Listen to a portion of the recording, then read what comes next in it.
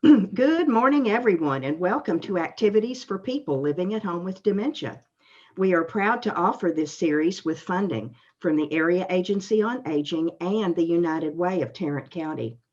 These programs are recorded and are made available for viewing through a YouTube channel for future use.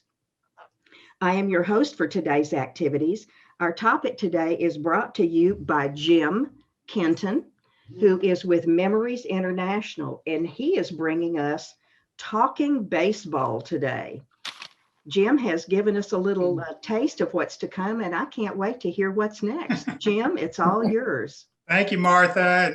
Let me start by thanking you and the group for, Martha sent me, you can't see it, but a list of suggested topics. So I want you to know that I've made every effort to include many of these. I have videos. Somebody mentioned Roger Maris, so I have a fun video of Roger Maris, and we're going to talk about who's on first, the famous Abbott and Costello, and then I'm going to show you who's on first in real life, which I think is a little bit fun. Somebody mentioned the Clydesdales. Now that's got to be a St. Louis fan, but yeah, probably. I had forgotten how majestic Clydesdales are. It just blew me away. So I've got a video on the Clydesdales at opening day at Busch Stadium this year. Stan and I are the Cardinals fans. We've got a bunch of Cardinal fans. I'm glad to hear that. Can't live in St. Louis, even if you don't like baseball, without being a Cardinals fan. You know, I've been doing talking baseball programs around Central Texas for 6 years now. And now I'm not making any comments about the age of our current attendees, but a lot of the older participants that were baseball fans as kids back in the late 40s and 50s were all Cardinals fans, because the only major league game you could get on the radio down here, if you just held your nose just right, you could get KMOX out of St. Louis down here in Central Texas.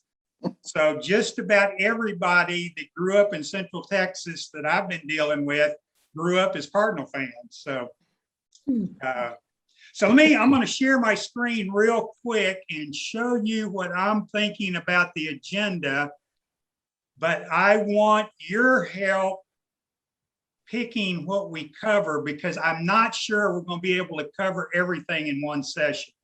So let me bring up my screen real quick.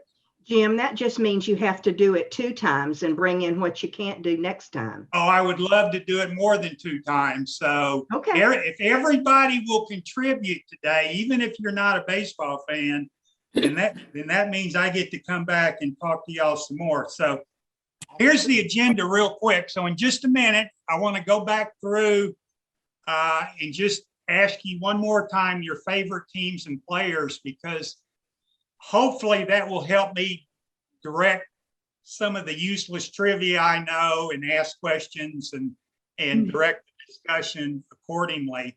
Favorite teams.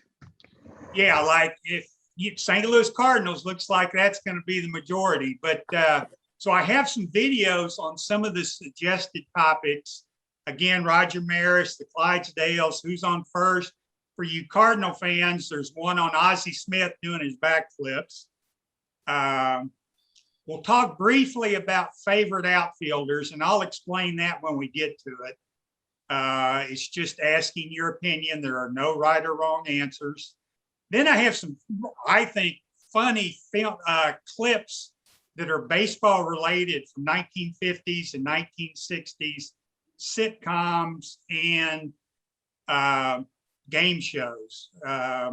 There's one in particular, an old I've Got a Secret, where a young Mickey Mantle is on there with Gary Moore, and the questions that they get asked pertaining to his subject are really funny. We'll talk about baseball music, maybe old broadcasters, baseball movies.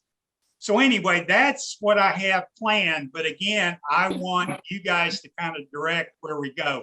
So I'm going to stop the share real quick and just quickly go through. And if you have a favorite team from when you were younger or now, or a favorite player, particularly from the 50s or 60s, I'd love to hear it.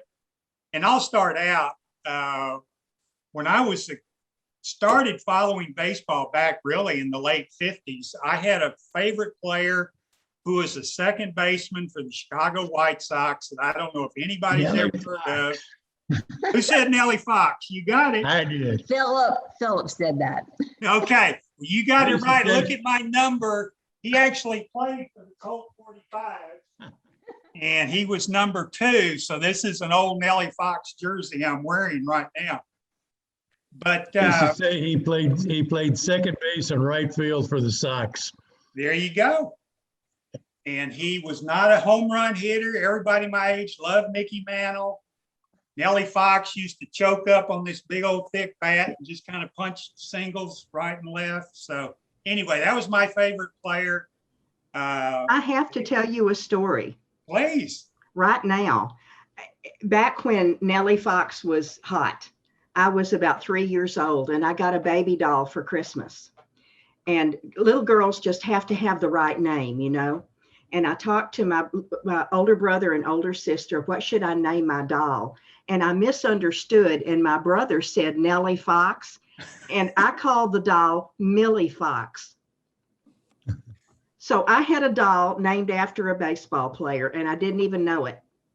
Well, I'm proud to hear that. There you go. But she was Millie Fox. I'm actually so glad that was it Phil that guessed Nellie Fox. That's great. So so Martha, I know who your favorite player was.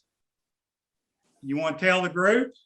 Don Kessinger was Donnie when he was a child, and he played sandlot baseball with my brother in the early 50s. Okay.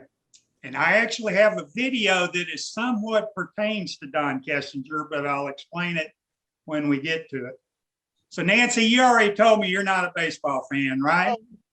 Well, hopefully, do you remember the TV show Mr. Ed? Yes. Okay, so we're going to talk about Mr. Ed in baseball, and then the Munsters, and then I've Got a Secret, and the Ed Sullivan Show. So hopefully we'll get to that. So Don, you are a Rangers fan. I am. Did you?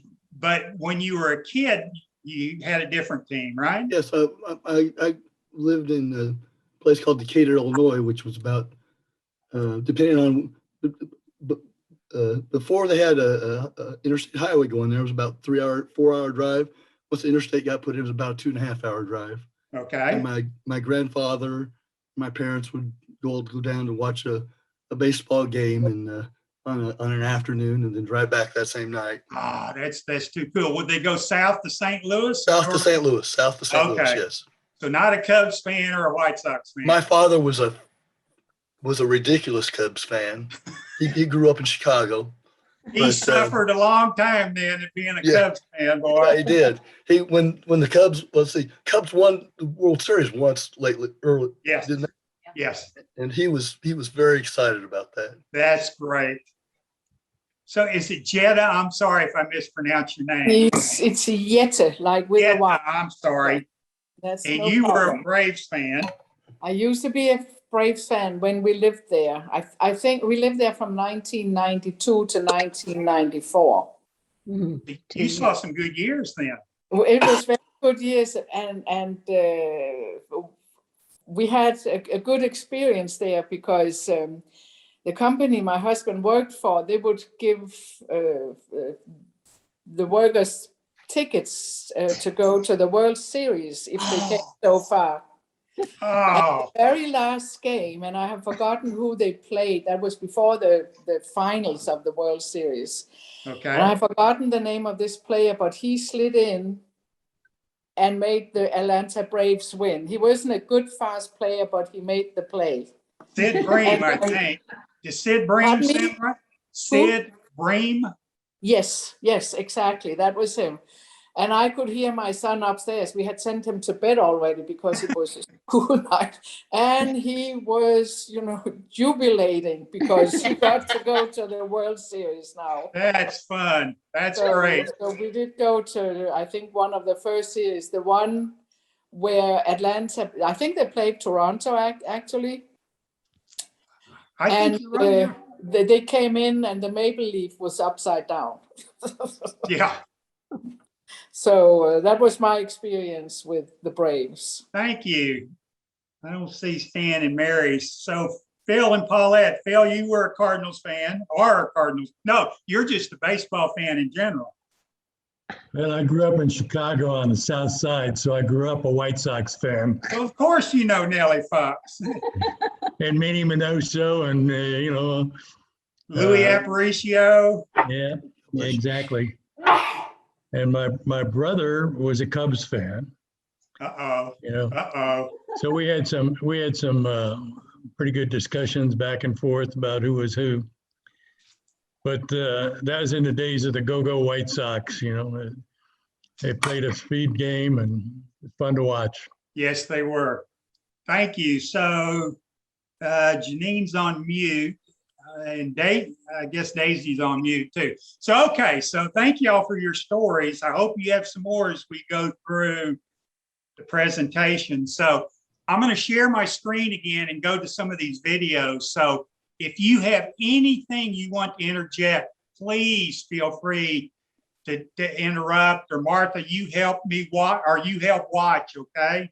And if anybody looks like they want to say something, just tell me to be quiet, because I really do want to hear these stories. Like Sid Bream, I forgot all about Sid Bream winning the World Series, so that's pretty cool. Thank you. So let me share my screen one more time. Stan just came into view, so you may want to ask him about his faves. Oh, hi. Okay, Stan, excuse me. Sorry. Were you a baseball fan? Are you a baseball fan? You know, Mary already said it for us. We were in St. Louis for years and really enjoyed the ambiance of the Cardinals being around and the new stadium that got built and just the good, clean fun that the whole operation brought to the city of St. Louis. Yeah. That's about it for me for the moment. The Cardinals are such a classy organization. It's I volunteer with a guy that grew up, I think he said like 10 blocks from Old Sportsman's Park. Wow. Which, I guess is still the site of current Busch Stadium. They've just torn them down and built next to them, and they just keep recycling. But yeah, St. Louis is, I think, the classiest organization in baseball, but that's just my opinion. So, okay, I'm going to share my slide again. And let's go from the beginning. Okay. So let's talk. Somebody suggested Roger Maris. Now, there's going to be a test here. Well, not a test. So I'm going to show you an actual broadcast. Can y'all see that? She's still linked into another program. Can you see Roger Maris? It's a blank screen other than Roger Maris. Yes. Okay. So I'm going to show an actual broadcast of Roger Maris breaking, which I think was the most famous record in American sports, and that was Babe Ruth's 60 home runs in one season. So in 1961, Roger Maris comes down for the last game of the year. He's playing at Yankee Stadium, so it's a home game. The weather is beautiful. It was 70 degrees when game started in October. And there was only 1/3 of the stadium full. So we're going to talk about that in just a minute, but let's watch Roger Maris trying to break Babe Ruth's record of 60 home runs in one season.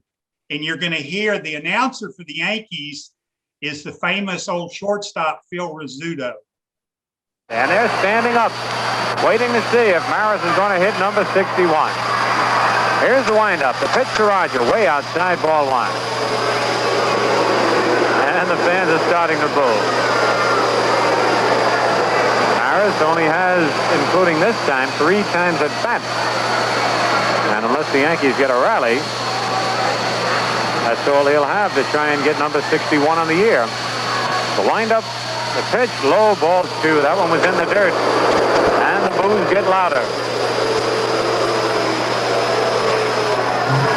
2 balls, no strikes on Roger Maris.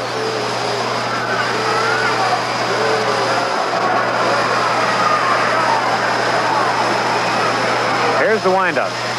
Fastball hit deep to right. This could be it. Way back there. Holy cow!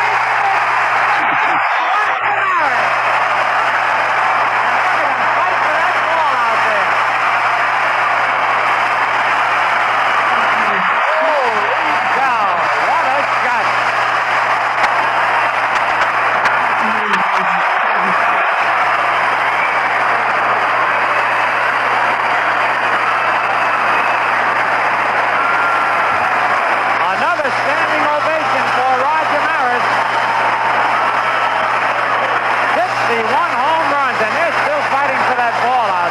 People are climbing over each other's backs. And they want Maris to come out and take another bow. He does. And he's coming out again. Man, if his teammates are pushing him out there, he wants to get down, they won't let him. Yeah, what you need to know is that a lot of the Yankee fans were really mean to Roger Maris as he was approaching Babe Ruth's record, and they would boo him. Oh, really? He was so stressed, he started losing his hair. It was just really a sad situation. But while I'm thinking about it, you Cardinal fans, help me. Didn't Roger Maris, after he did this, didn't he play for the Cardinals in a World Series? I think that's right. Maybe 64 or 67. So I want to know why Roger Maris isn't a name as famous as Babe Ruth. Well, I think he is. I think he is too.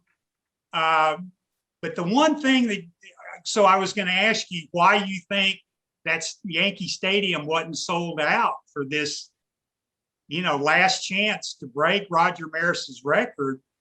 The commissioner of baseball put in this goofy rule that if Maris didn't break Ruth's record in 154 games, he would have an asterisk out beside his name in the record book because Ruth only got to play in 154 games.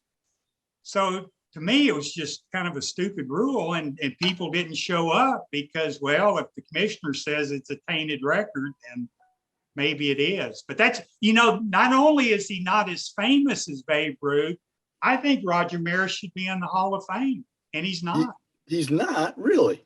Yes, that's just shock. There's two guys that I think, forget all the Pete Rose stuff and all the controversy. I think Roger Maris and Gil Hodges both deserve to be in the Hall of Fame. So, I'm pretty sure I'm right that Maris ended up playing with the Cardinals, but he did. He did. Okay, thank you for that. Yeah. Okay, somebody, I suspect it might be the initials MB for Martha Brown, asked me to do something about the Clydesdales. And I'm thinking, well, and then I found this video. This is actually opening day this year in St. Louis. So I'm really pleased to have so many Cardinal fans. So the other thing that I had forgotten, one, is how large these horses are. And then two, how beautiful they are when they're all, let me just roll the tape. This is opening day at St. Louis this year. So we're coming off of COVID. There's still a very limited crowd, but let's watch the Clydesdales.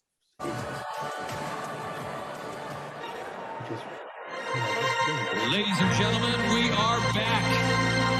Welcome to Busch Stadium for opening day in St. Louis 2021. As we kick off another great season of baseball in St. Louis, it would not be opening day without a special tradition unlike any other in Major League Baseball. It's been a while since their last appearance, but it's baseball season, which means one thing in St. Louis. Please welcome the majestic hometown Budweiser Clydesdales.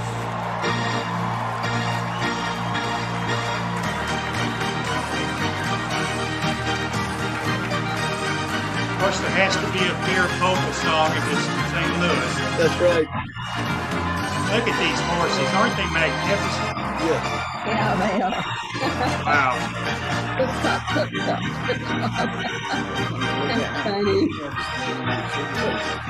Of course, the Dalmatian riding on the cart wagon.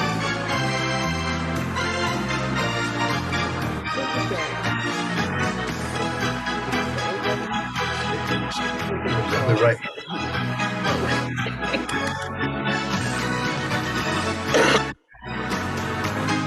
Well, they are prancing, aren't they? Yes, isn't that beautiful?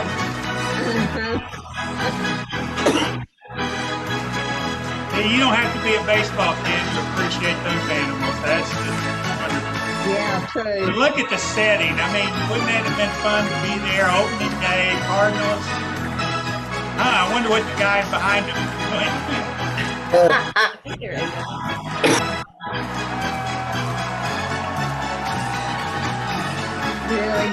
Really outstanding. Yes. Just look at that. They're just a prancing up the storm. Yeah.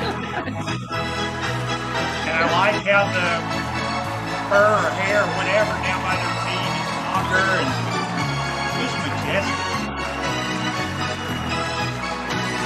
They're just going along with that music. Yeah.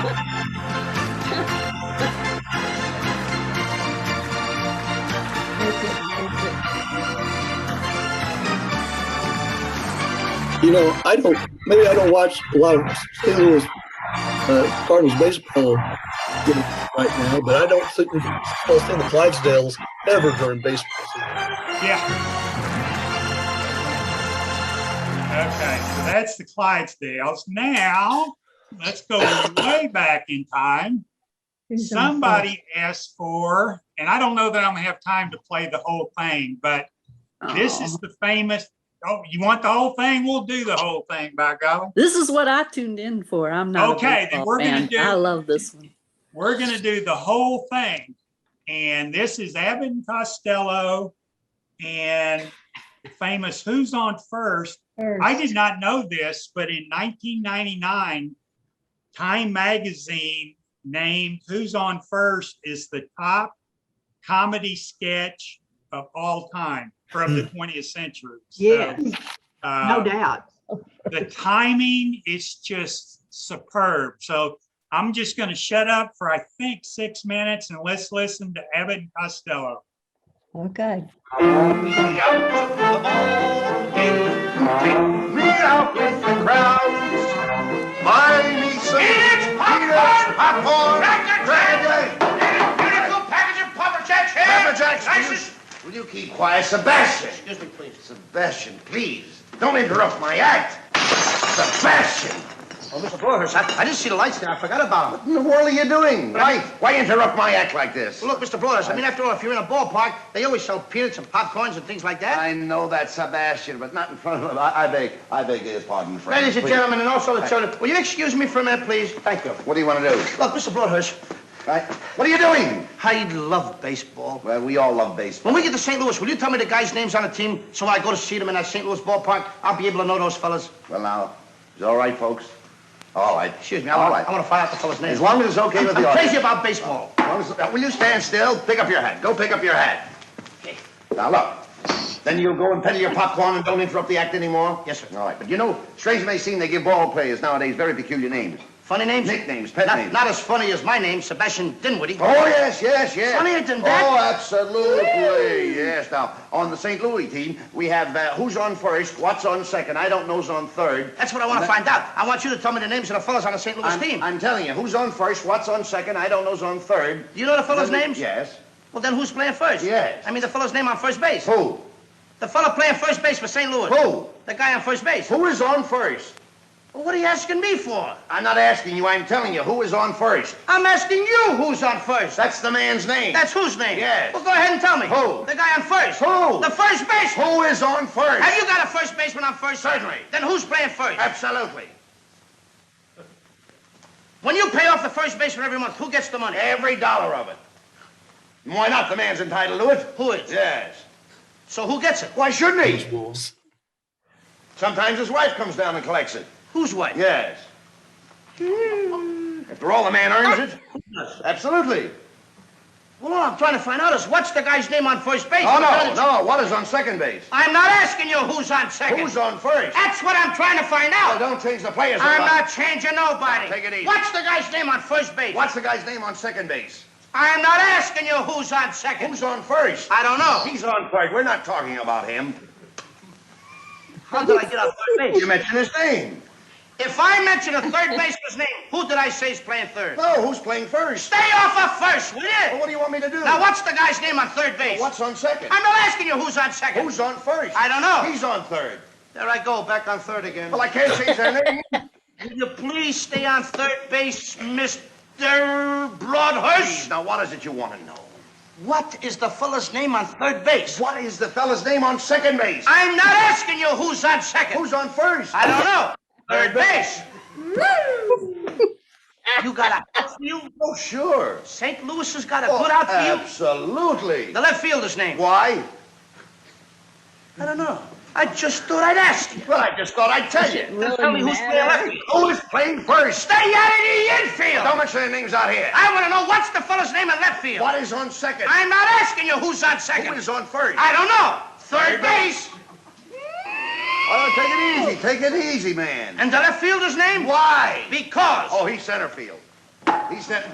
Will you pick up your hat, please? Pick up your hat and Look. stop this. Now, look, Mr. please. Broadhurst. Yes. Wait a minute. You got a pitcher on the team? Wouldn't this be a fine team without a pitcher? I don't know. Tell me the pitcher's name. Tomorrow. You don't want to tell me the date? I'm telling you, man. Then go ahead. Tomorrow. What time? What time what? What time tomorrow you're going to tell me who's pitching? Now, listen. Who is not pitching? Who is I'll on... break your arm. You say who's on first? Why, come up here and ask. I want to know what's the pitcher's name. What's on second? I don't know. Third Third base. base. You got a catcher? Yes. The catcher's name? Today. Today. And tomorrow's pitching. Now you've got it. That's all. St. Louis has got a couple of days on the team. Well, I can't help that. All right. What do you want me to do? Got a catcher? Yes. I'm a good catcher, too, you know. I know that. I would like to play for the St. Louis team. Well, I might arrange that. I would like to catch. Now, I'm being a good catcher. Tomorrow's pitching on the team, and I'm catching. Yes. Tomorrow throws the ball, and the guy up bunts the ball. Yes. Now, when he bunts the ball, me being a good catcher, I want to throw the guy out at first base, so I pick up the ball and throw it to who? Now, that's the first thing you've said right. I don't even know what I'm talking about. Well, that's all you have to do. Is to throw it to first base. Yeah. Now, who's got it? Naturally. Who has it? Naturally. Naturally. Naturally. Okay. Now, you've got it. I pick up the ball and I throw it to naturally. I know you don't. You throw the ball to first base. And who gets it? Naturally. Okay. All right. I throw the ball to naturally. You don't. You throw it to who? Naturally. Well, that's it. Say it that way. That's what I said. You did not. I said I throw the ball to naturally. You don't. You throw it to who? Naturally. Yes.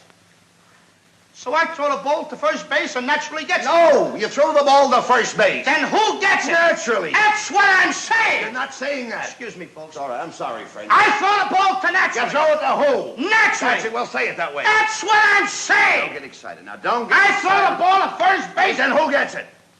He better get it. All right, now don't get excited. Take it easy. I throw the ball to first base. Whoever it is drops the ball, so the guy runs to second. Who picks up the ball and throws it to what?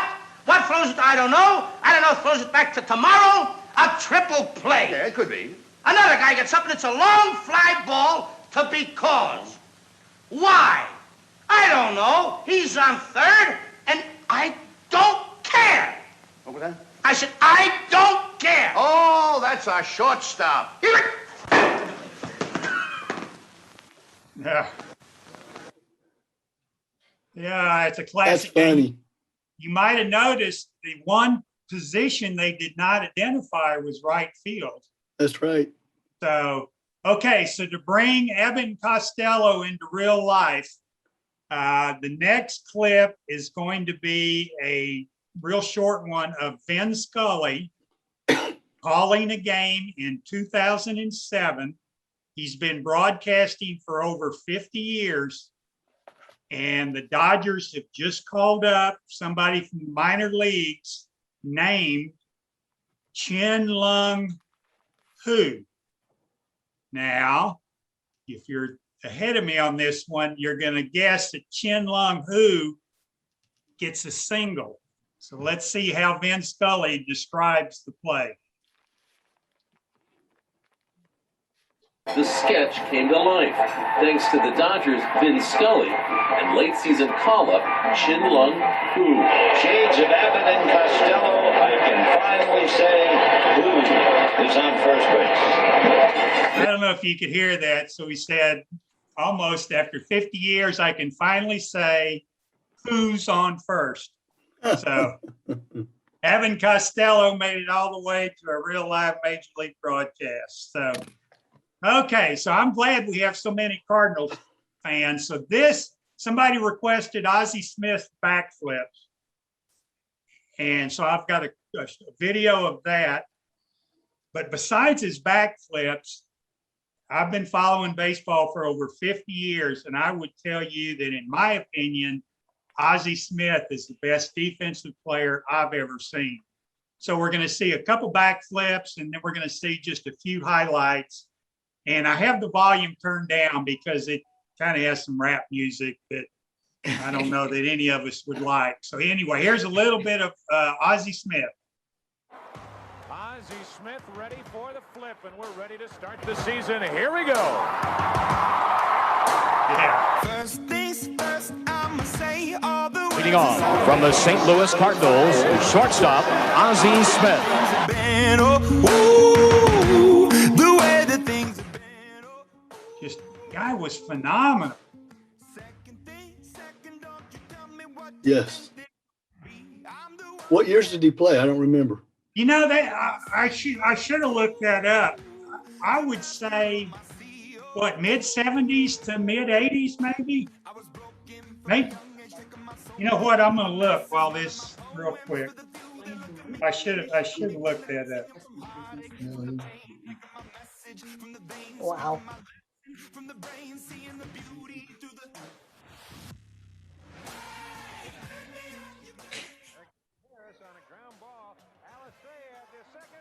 I know he's in the Hall of Fame.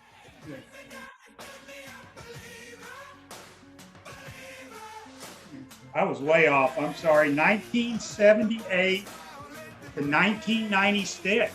Yeah. Watch this play. Look at him jump and throw. Oh, wait.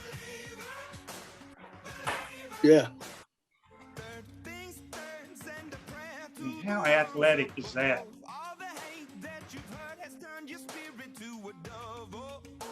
It wasn't even close at first.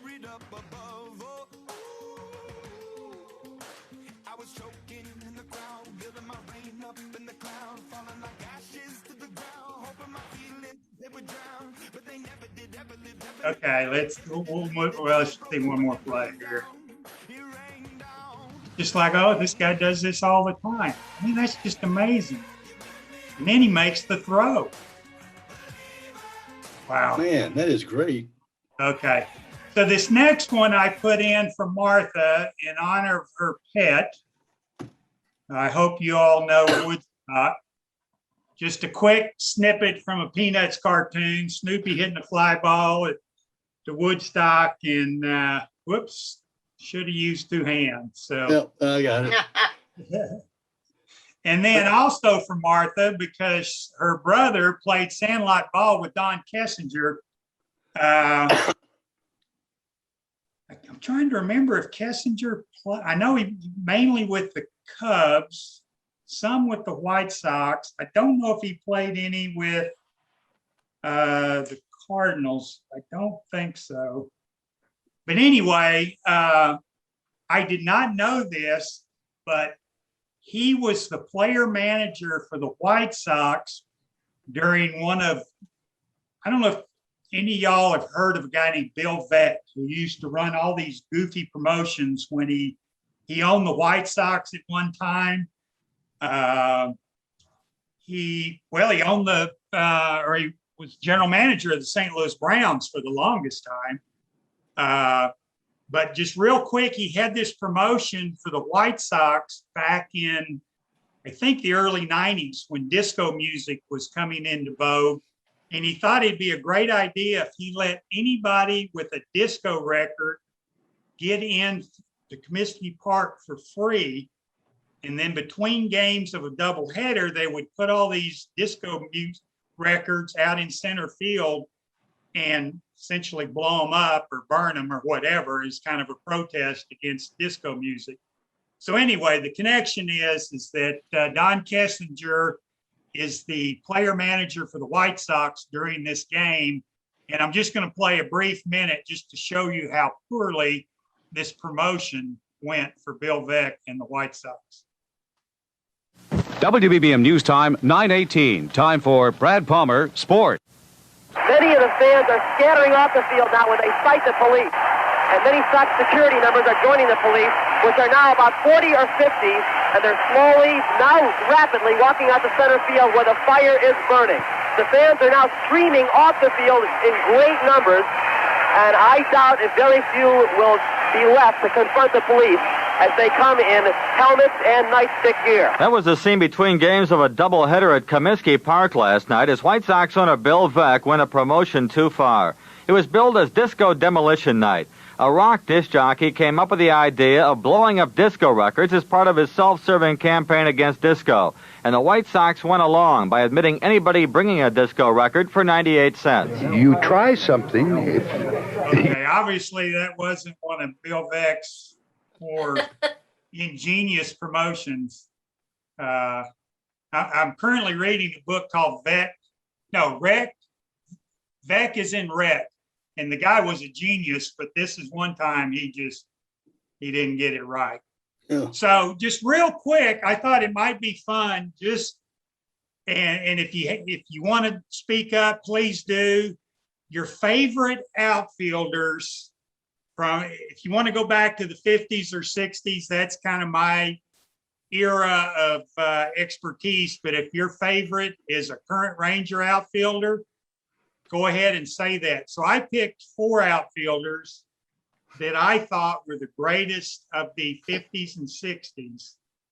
And I will tell you later who I think was the best one. But does anybody have any outfielders that they liked back when they were kids? Or you want to just share a name? Again, there's no right or wrong answer.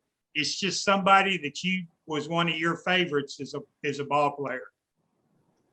I heard my father say 3 of these names growing up, but I didn't have a personal favorite. Okay. Which one do you not remember? Duke. Snyder? Snyder. Oh, yeah. I thought that said Soldier.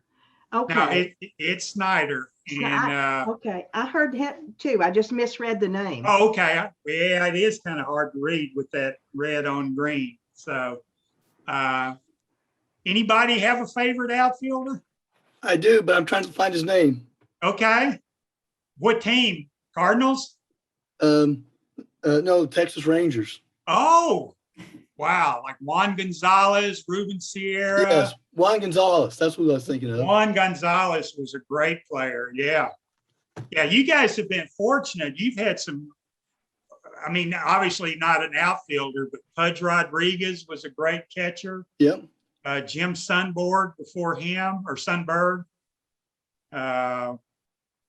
Anybody else have any outfielders? Thank you for Juan Gonzalez. Okay, we'll skip over it then. I think, in my opinion, and again, that's, my opinion, and $5 will get you a cup of coffee at Starbucks, but I think Willie Mays was the greatest outfielder from 1950s and 1960s, just because he was such a fantastic defensive player too. And I'm going to show you a famous clip of his most famous play here in just a minute. But the Giants, Willie Mays, believe it or not, turned 90 about a month ago. And this is part of his birthday celebration at the park in San Francisco. And I love how they can do these designs by mowing the grass. And you see it in green in the bottom of the screen. But Willie Mays is most famous for a play he made in 1954 in the World Series. And many people will say this is the greatest defensive play in the history of Major League Baseball. So it's the first game of the World Series. I think the Giants are only up by a run. There's runners on first and second, nobody out. And one of Cleveland's best hitters named Vic Wertz is coming to bat. So let's watch what Mays does. Whoops, not if I don't show it. Here we go. Left-hander Vic Wertz up and left-hander Don Little ready to go. Here's the pitch to Wertz. Here's a long drive to deep center field. Mays back to the wall. Makes an incredible catch. Turns and fires it in. What a catch by Willie Mays. Two things about that catch. It was in the Polo Grounds. So, like, if you go to a game at Ranger Stadium, I bet the center field fence is maybe 400 feet deep, maybe 405. But 400 feet is a deep center field.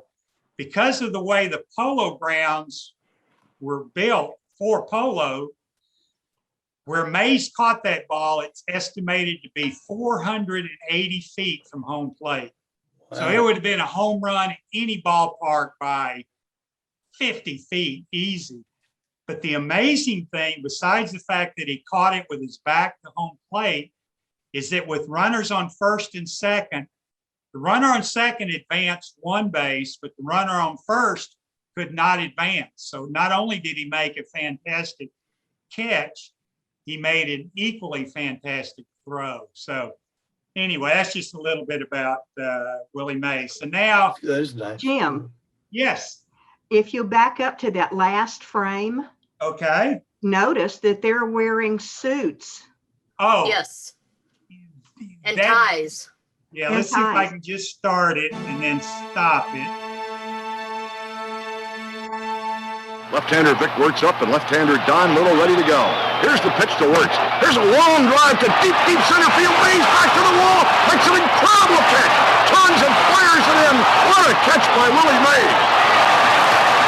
Yes. Coats and ties. And what's even more odd is if you watch or see any pictures from the 20s and 30s, almost every fan, male fan, has kind of a white, I don't even know what you call them, a straw hat with a band around it. I mean, they dressed up. It was a big event to go to a major league game. Yeah. And if you see opening shots of the Astrodome in 1965, a majority of the crowd have on suits and ties. So very good point.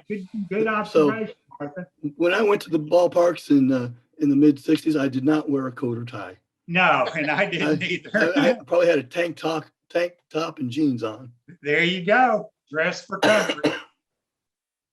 And again, that was in St. Louis? Yeah. Yeah, because y'all, isn't there a lot of humidity in St. Louis because of the river? Yeah. Yeah, and just extremely hot. Good catch. Okay, here's some sitcoms from the 50s. And here, the first one is Mr. Ed.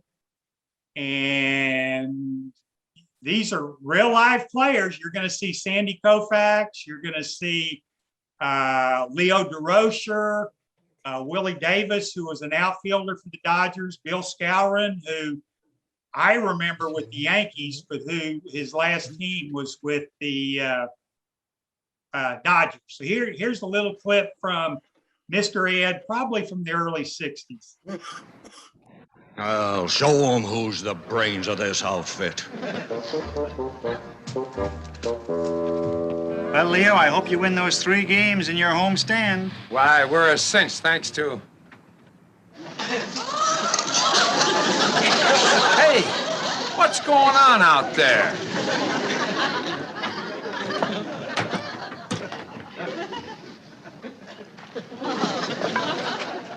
What's all this clowning around here, John? You know we got a big game tonight. Ignore my horse. He's just a show-off. It was the horse's idea, Leo. We look around, and there he is with a bat in his mouth. It'll make a great publicity shot, Leo. Yeah, not bad, not bad. Say, is it okay if Sandy tosses one to him nice and easy? Sure. Ed wants to make a fool of himself. It's okay with me. All right. Sandy, nice and easy, huh, buddy? Okay, John. There's Sandy Koufax, Hall of Fame. Did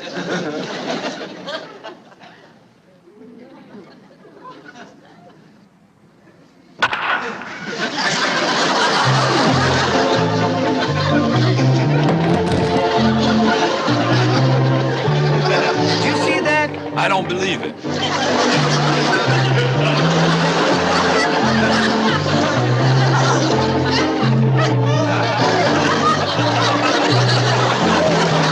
Slide, Ed! Slide!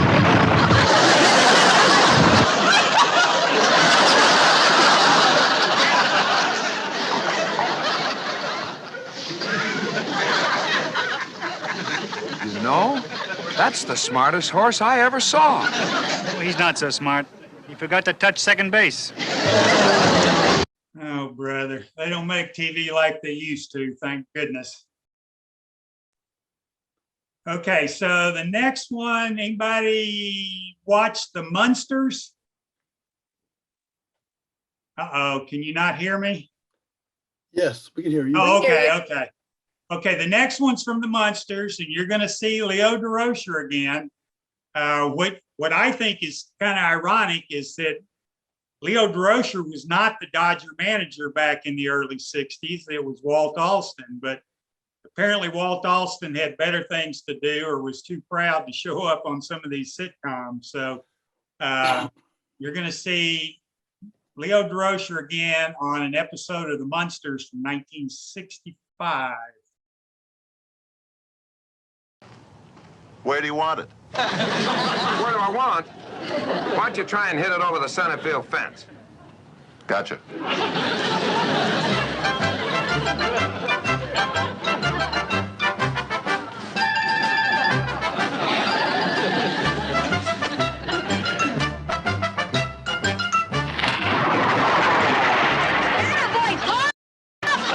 I don't believe it.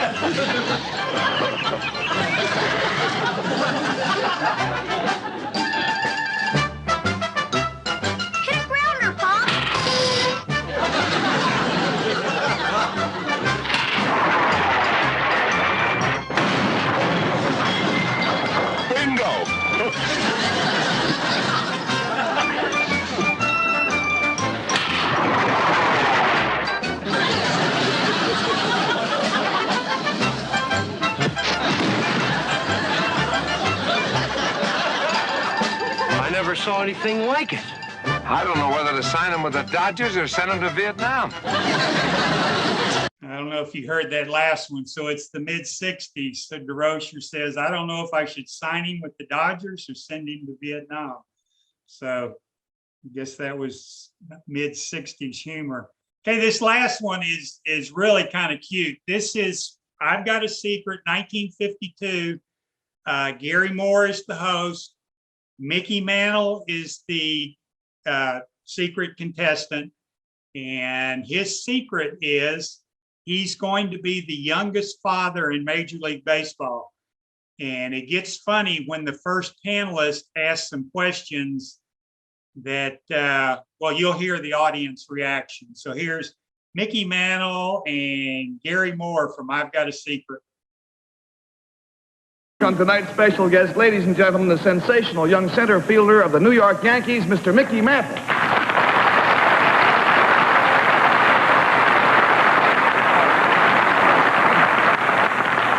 Mickey, we are most happy to have you with us. I know that you got 3 hits and 5 times at bat today. What is your average for the series so far?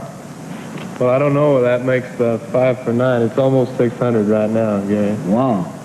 Tell me this confidentially. I don't want you to tell me tales out of school, but who do you think's going to win? Well, I think we'll win it. You think you will, huh? I wonder why you think so. Mickey, we'll have our panel start digging here for your secret in just a moment. But first, of course, in this case, the money will go to Mr. Mantle's favorite charity. Now, Mickey, if you'll whisper your secret to me, please, we will let the folks at home know what it is.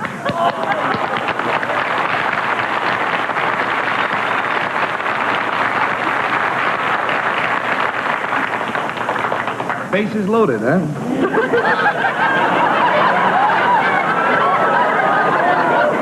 We will start the questioning with Miss Jane Meadows. And Miss Meadows, I will tell you that this is something that is going to happen to young Mr. Mantle. Mr. Mantle, is baseball mentioned in the secret? Yes, it is. Yes, it is. It is. Does it, by any chance, have anything to do with your batting average?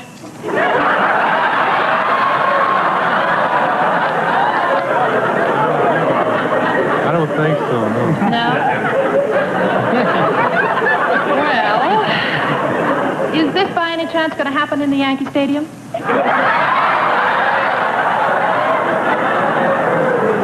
No. No? No. Will the Brooklyn Dodgers have anything to do with it? I hope not. When you, Mr. Mantle, when you signed with the Yankees, was this in your contract?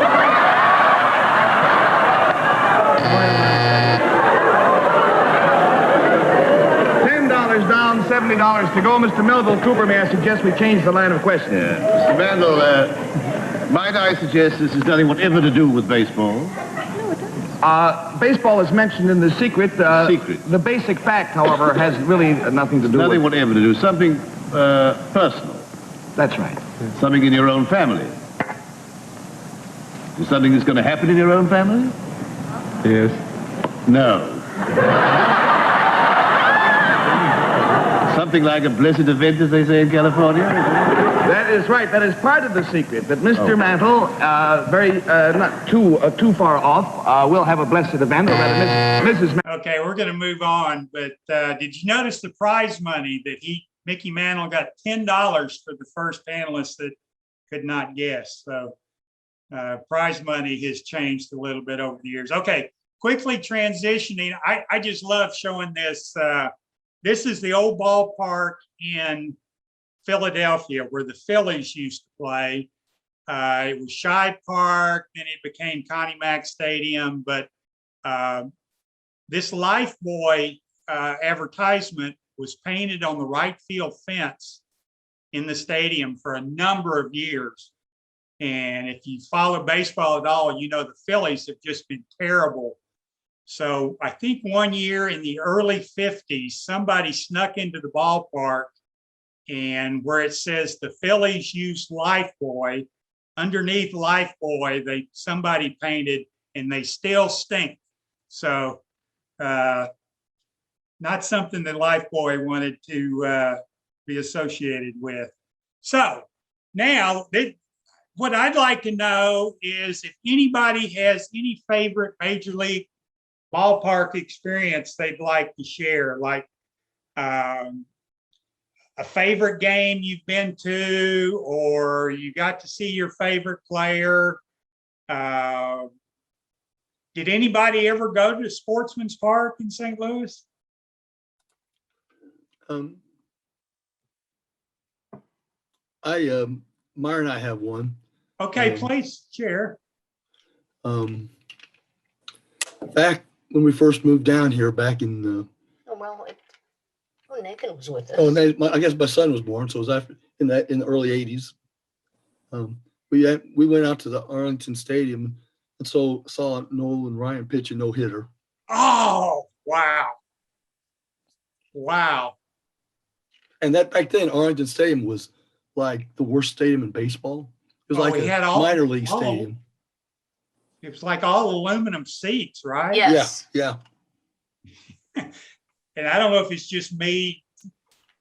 Didn't they get terribly hot in the summertime? And then when it wasn't hot, the bugs were so thick you could hardly see the game.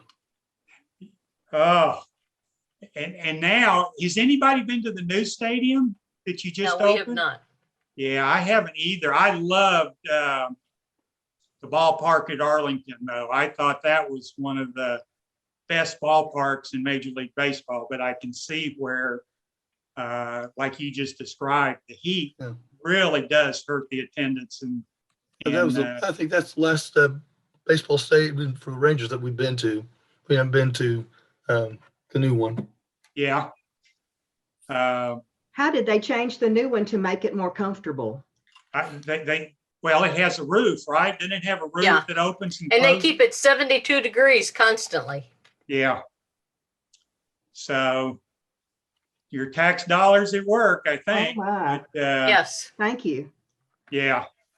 So, yeah, Houston had to do that. I remember we had just moved to Texas when the Colt 45 started in Houston, and they played at this, I think even worse than the old Arlington Stadium. They played at Colt Stadium in Houston while they were building the Astrodome. And the mosquitoes were so bad that the Phillies had a Hall of Fame outfielder named Richie Ashburn. And he once said that Houston was the only ballpark in the major leagues where women wore mosquito repellent instead of perfume. So just horrible. Anybody else have any ballpark stories? We were playing baseball trivia the other day on Jeopardy, and we've noticed that a lot of the ballparks are being bought, the names are being bought up by people like orange juice companies and electronics companies, and they're not really good ballpark names anymore. Yeah, see, I caught myself just a second ago because I was trying to say the name of the new park, and I don't know if it's ATT Globe Life or whatever it is. So I just had to say the new ballpark in Arlington. So anybody else have any stories? Okay, Phil. You're on mute. You're on mute, Phil. Bill, do you have a story for us?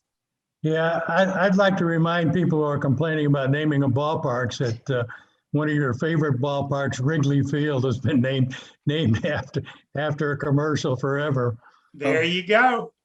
But one of my and Paulette's fun experiences, the first year that they had interleague play in Major League Baseball, Paulette and I were going to Chicago to visit family, and I asked my niece if she could get tickets for us to go see a game at Wrigley Field without even thinking about this.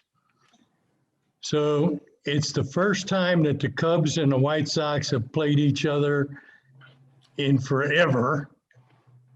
And I asked my niece to get tickets. Somehow or another, she got us tickets, and I never have gotten her to admit how much they cost. But we had really good seats in Wrigley Field for the Cubs and the White Sox first meeting in interleague play, which you can imagine the park was elbow to elbow. I mean, there was no room at all. And when you got off the train to go to the park, I mean, walking down the streets, people were just sidewalk to sidewalk, cruising down the streets and in and out of bars. Just a fun experience. Man, that's like a World Series game with the crowd like that. That's something. Thank you for sharing that. I've been to one game at Wrigley, and just the atmosphere around the ballpark, even before and after the game, is just special. The teams I follow, like the Astros, the Astrodome is just out in the middle of nowhere. You can't walk around and hang out with other fans. So that's special. Hey, I've got a story about Wrigley Park also. Please. The first baseball game I went to as a child, and my dad and my uncle and I got tickets, and they were really good tickets, except that two of the seats were really good, and the other one was behind a steel post. So I got to sit in the seat behind the steel post. I was not able to see anything. So you now know what partially obstructed view means. Huh? Yeah, that's right. That's exactly right. First, you don't happen to remember if that particular ticket was discounted, was it? It was the ticket. I always wondered if you had to sit behind a post, if maybe they charged a little bit less. Well, I don't know. I didn't buy the ticket. Yeah, right. Yeah, your dad got it for you. I went to see Phantom of the Opera in London, and I sat behind a pole, and it was a cheaper seat. It was a cheaper seat. Okay. Yeah. They're more expensive if you have to sit behind a Norwegian. No comment. Anybody else? I think we're almost out of time. I have a story, but it's not from a ballpark. That's okay. When we lived in Atlanta, I went shopping at a Kroger store. And all of a sudden, I saw somebody that I knew, but I couldn't place the person. I absolutely could not. And I sneaked around and met him at every aisle. And I thought maybe I had been to a party with this guy. And then all of a sudden, it dawned on me, it was Tom Glavine. The pitcher from the Braves. He was out shopping there too. Did you get an autograph? No, I didn't. I didn't want to bother him. He was out on his own shopping. Just a regular human being. Yeah.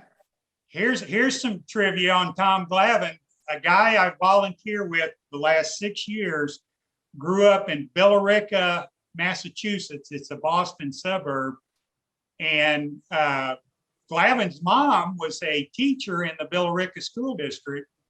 And my buddy Mike says that Tom Glavine was actually a better hockey player than he was a baseball player. So that's really saying something. So you play professional hockey? No, well, as a kid, let's put it that way. Growing up, he was better at hockey than he was baseball. But yeah, he was just a fantastic. In fact, I'm not sure he's in the Hall of Fame himself.